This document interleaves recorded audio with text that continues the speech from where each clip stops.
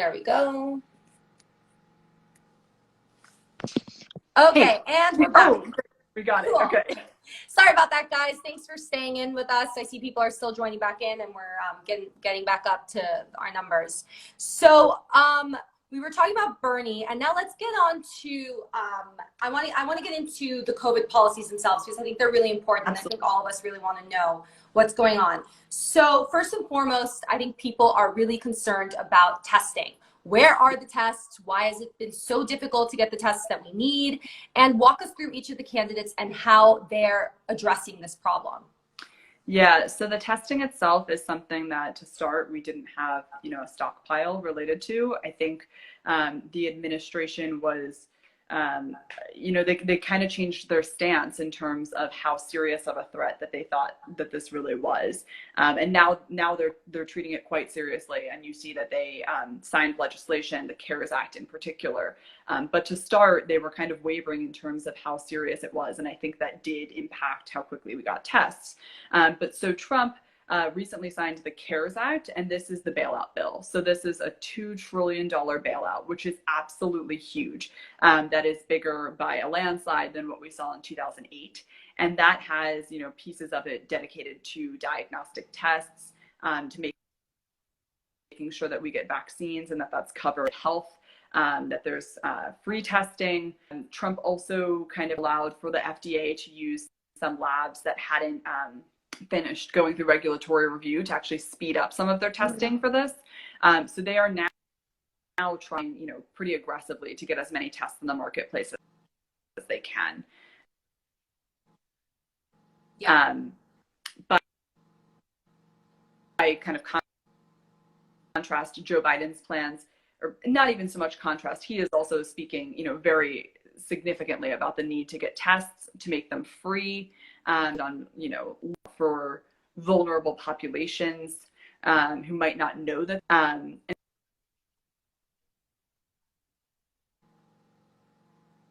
No, we're losing you again. I got you now. You're back, I think. Hello? Now I can't hear you. Oh no.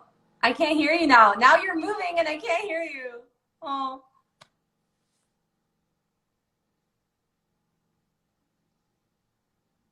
No, I can't hear you.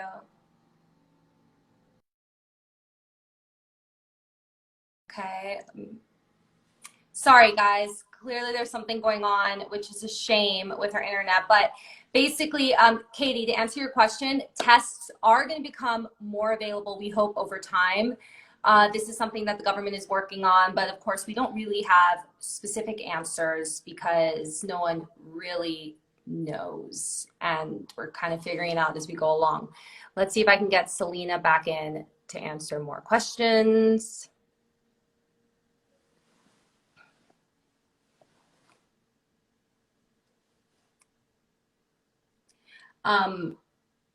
Let's see. Hey. Hello. Hey, sorry about that. Okay. So let's give it. Yeah, I can hear you now, but I can't. But you're frozen. Hey, can you hear me? Anyone else hear her? Great. There's just a terrible lag. Yeah, it's okay. Well, let's just keep answering the questions, because as long as everyone can hear you, I think we're good. Okay, so you were just saying we were talking about tests, and you were getting into Biden. So what is Biden's stance on getting the tests available? Yeah, so Biden has been really adamant that people shouldn't have to pay out of pocket for tests. He wants to make sure that the Department of Justice goes after and tries to, do price gouging in terms of tests or supplies. He also, really wants to make sure that we work to help produce more medical equipment. I think you can still yeah, and people are saying, thanks for letting me know, guys. People are saying they can still hear you, and that's the most important. So, yeah. Awesome. Thank you, guys. Yeah, and then he's really put in criteria in terms of making sure that people who need to be tested first get tested. And then first. What about the medical supplies? Because it's not just tests that we're short of. We're short of actual medical equipment. So how are they addressing those needs? Yeah, so that is also still in the CARES Act. So to start, Trump created this emergency task force. He declared a national emergency. The task force is kind of chaired by Vice President Pence. It also involves the HHS. And the kind of emphasis here is, distributing emergency funding to states for things like supplies. And then they're also trying to work out partnerships with private companies like Ford, I know, and Tesla, I know, have been trying to produce masks as well. And then, like I mentioned, for Biden, he's really, he's mentioned specifically going after people. Yeah.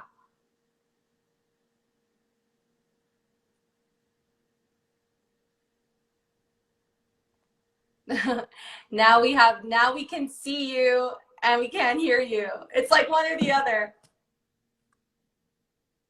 Yeah, so I'm sorry guys. Well, I'm gonna keep going through my notes here while we try to get Selena back in. But can you talk now? Hello? No, we can't hear you. Try logging out and coming back in again. Our notes on supplies. So Biden is trying to make sure that individuals don't pay out of pocket for tests and really combating price gouging, because one of the most tragic things that we have seen here is not only states fighting over resources and equipment, outbidding each other and profiteers getting into the market, exorbitant prices. This whole thing has been kind of a mess. As far as getting states the supplies that they need. And so there are policies that are now being put in place to try to prevent that. And so that's kind of what's going on in the vaccine, in the tests and the medical resources. So aside from health, I was going to ask Selena. Oh, wait, here she is. Let's see if we can get her back in. So aside from health, I see that a lot of your questions are coming in about the economy and how this is gonna, we have a change of scenery. I'm outside. Hopefully this works. If you guys hear fire engines, I'm really sorry. I live downtown in the city, but we'll do our best. Okay, well, she's in Washington, D.C., by the way, guys. She's in the heart of all of this. I am. And I think it's much better. Yeah, I think that's working much better. Okay, so I just kind of summarized for everyone what's going on with the equipment, but I see that there's a lot of questions that are coming in on the impact of the economy and our individual lives. I mean, at this point, unemployment has reached possibly the highest level since the Great Depression. It's a severe crisis. I mean, we in our lifetimes have never seen the country shut down like this. So how is this crisis impacting the economy and our daily lives, and what is the government doing to alleviate this? Yeah, so I mean, there is just absolutely no way around the fact that this has tremendously impacted the economy.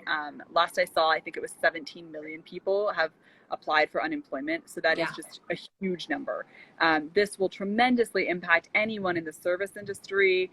Restaurants in particular operate on super tight margins. So this is huge for them. I know a lot have already had to close their doors after just a couple weeks, which is super sad. But a ton of other industries as well, in terms of travel, hotels, any company based on events. Crazy. It's just nuts. Yeah. The government is trying. So, but what does this mean for us? What does this mean for us? What's gonna, Yeah, the government is trying to offset that by part of the CARES Act. The $2 trillion is dedicated to small business loans, bailouts for people who need them. The government is trying to send $1,000 to $1,200 checks to people. That depends on your income level, and it also kind of scales with whether you have children or not. But so part of this massive package is trying to give money to people and to businesses. It's a matter of, $1,000 will only get you so far if you don't have a job. So it is going to impact it substantially regardless. Yeah. And then also the travel restrictions and just the change in our lifestyle. I think not only economically, but psychologically as well. It's going to be you know, I think there's no doubt that there's going to be a couple tough months at least ahead of us.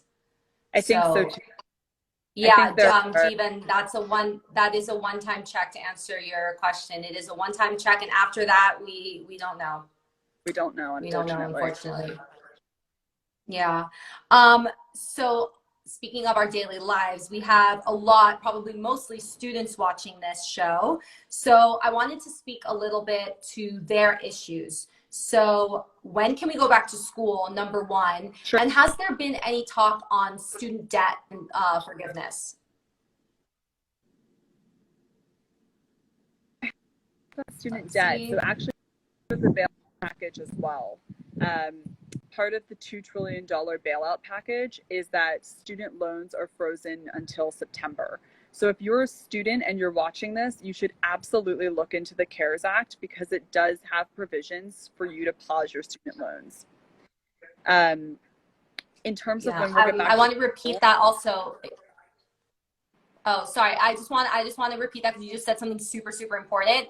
Any students who are watching this, make sure that you look and if you have student loans or student debt, make sure that you look into the CARES Act because there could be some government aid support. They are freezing loans for the time being. So make sure that you guys do look into that and get the resources that you need. Absolutely. And are there provisions for private loans? Jeevan wants to know.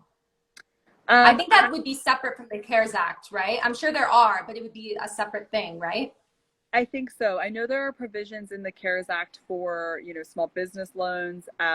There's, stipulation about student health loans. I'm not sure to the extent about private loans, but we could try to find that and kind of come back on that. I know that some of this is stuff that we're incorporating into Know Your Vote. So if you check the site after this, we should have some of that information live. Great. Thank you. And then when can we go back to school? I don't know the answer to that question. I wish that I did. I think that will vary by state and by local government. I would actually, really encourage people in this time to listen closely to their state and local governments as well, because the virus has hit different areas at different rates. And different local communities have different policies. So I think it's really important to pay attention to your local guidance as well. I have no sense of when you're going to go back to school. Unfortunately, we can only hope on that, I think. Yeah, I wanted to reach out to you guys now. Everyone watching, how are you feeling about working from home? I mean, it's funny because when I went to school, I was acting, and so I basically did homeschooling for most of my like early school career. So it's not that different for me in a way, but obviously the circumstances are totally different. So how are you guys coping with online schooling? Do you love it? Do you hate it? It's difficult to work from home. Ricardo said, yeah. Yeah, what? Do you love it or do you hate it? Do you guys feel like you work better on your own or do you miss being with your friends? Like, are you less distracted? Yeah, I want to know how you guys are doing. I've been trying to do my videos. It sucks. Can't even go out and do all of the work. Doing school from home is very difficult. Yeah, I agree with Sophie. I think that there's pros and cons. I feel like that about like my office, for example. I feel like because of homeschooling, I'm really self-motivated. Like I'm kind of used to working on my own. So I do like that. But then there are things, obviously, like you miss the social interaction and you miss being with your friends or your colleagues or, whatever it might be. Or even like things that used to just take a second, like, hey, what's going on with this? It's so there are pros and cons. How have the online resources been for you guys? Because I know 10 years ago when I was in school, it was not like it is today. Let's see, doing school from home is difficult. I need a face-to-face teaching. Yeah, I get that. That's probably most people. Super normal. And also to have to learn these skills kind of overnight. Productivity, I hate working from home. Wow. So I think overall it's kind of, I think you guys want to get back to school. Ramarchi, what country are you in? I think studying from home is easier. Well, yeah. Okay. Well, this is really interesting. I'm going to go through all of your questions, all of your answers and comments, because this is also going to really help me with my future videos as well. So thanks for that, guys. I wanted to move on now to so that was the school side. What's interesting is that Bernie was actually the one that had, you know, student loans and like free tuition, all of that. That was the biggest part of his platform, or one of the biggest. You know, he came out very strong in the midst of the coronavirus and said that he wanted to give $2,000 a month to everyone for as long as this crisis lasted. He wanted to make sure that all student loans were forgiven. That was always kind of part of his policy. But he wanted to pause payments during this. And he wanted to, you know, make sure that workers were protected and given paid leave, given medical leave. It is like focused so much on this, and the timing of it was that he had to drop. Yeah, it's interesting. I do feel like, especially for, you know, I follow the news daily. I work in politics, and it's really, really confusing even for me. There's been so much back and forth. I just feel like there's so much confusion, and it feels really hard to kind of figure out what, you know, who stands where and like what the policies actually are. You know? I would agree with that. I mean, I think, you know, there's, you know, guidance has the guidance has shifted. We're documented on Know Your Vote. So if you guys go to that later, we should be able to kind of show basically who has said what and when they've said it. So hopefully you can kind of keep track. Yeah, and I really hope that as we get more used to this new reality and kind of figure, because at the moment, like, our leaders are kind of figuring this out in real time. So hopefully they'll kind of get, you know, get some momentum going, kind of understand, figure out exactly how to address this, and we'll have some more certain answers, and people can start like planning their lives and figuring out how they're going to recover from this, you know, soon, I hope. And then I just have one last question, because this is something. Oh, sorry. Yeah? No.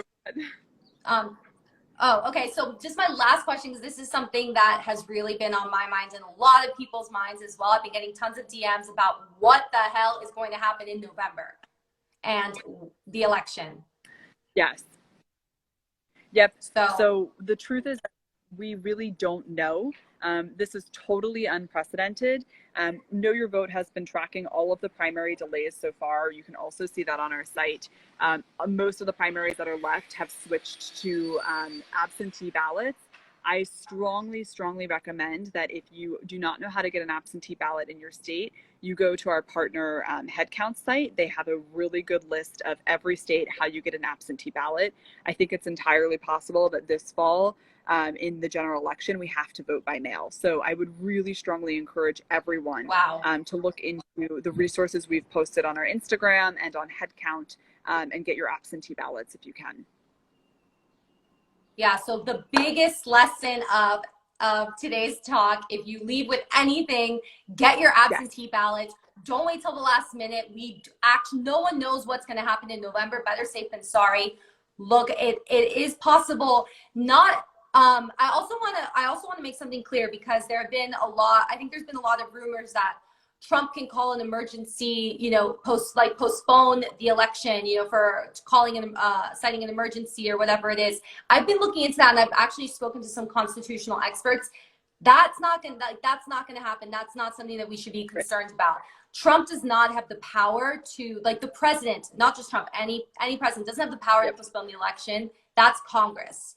Now, never say never, but what you should be concerned about is not when you're going to vote, but how you're going to vote. And so just make sure that you prepare for the worst, which basically means that you're going to have to vote by mail. That's worst case scenario. Just have your ballot. It's not that tough. Know Your Vote has all the resources. And I think that's the most important thing, that we're all ready to vote in November. I think that's spot on. The lesson is get your absentee ballots if you can. Yeah. So there were a few questions as well, but I think now that I'm going through, I think we covered most of them. So is there anything else that you want before we say goodbye? Wait, sorry. Voting by mail would be tragic. So I don't necessarily agree. I think that we need to change our mentality about it and just realize that voting is our duty as citizens. And I think it's much better to vote from the safety of our homes than to go out and risk the health of our neighbors, of our friends, of our polling workers, who most of them are elderly. So we shouldn't be looking at this as a negative thing. We should be looking at this as, you know what, this is our duty, not just to vote, but to keep everyone safe. And we have to make sure that we have a strong turnout, so that it's actually so that whatever the election decides, it's actually reflective of the majority of the people, because we were still active. So yeah, I mean, I personally agree with the sense that, you know, vote by mail just might actually be the best option that we have, unfortunately. So we kind of have to make do with what the circumstances have dealt us. Yeah. So is there anything else that you wanted to tell us about, or fill us in on before we say goodbye? So we're turning a new version of Know Your Vote live. We're new. We've launched a couple months ago. We keep changing things. We keep adding new policies, new candidates. At the end of the day today, you'll be able to see all of their policies on the coronavirus specifically. You can access the videos that they're posting every day. Trump's doing videos every day. Joe Biden's doing them, I think, every other day. You'll be able to see those. And then if you keep checking back over the coming weeks, we'll have congressional and Senate candidates as well. So it should be a one-stop shop to make the whole thing super easy. And then, yeah, beyond that, we'd love for you guys to check us out, take a look at our Instagram page and our site. And I apologize for this terrible internet connection and this background noise. I am so sorry. No worries. No worries. Thank you so much for joining us. I know how busy you are launching the site. To answer Jeevan, he wants to know, is Know Your Vote organized by state? So it will be. So right now it's just federal elections, so that's not relevant. But in the coming weeks and months, we will organize by state, so you can take a look depending based on where your location is. Great. Yeah. Okay. So yeah, make sure you go check out that website. We'll have more videos of Know Your Vote coming up. We're going to share the information, and get your absentee ballots. Please get your absentee ballots. Really, please. Okay. Bye, Selena. Thank you so much. Have a good one. Bye. Bye. Bye, guys. Thanks for joining us.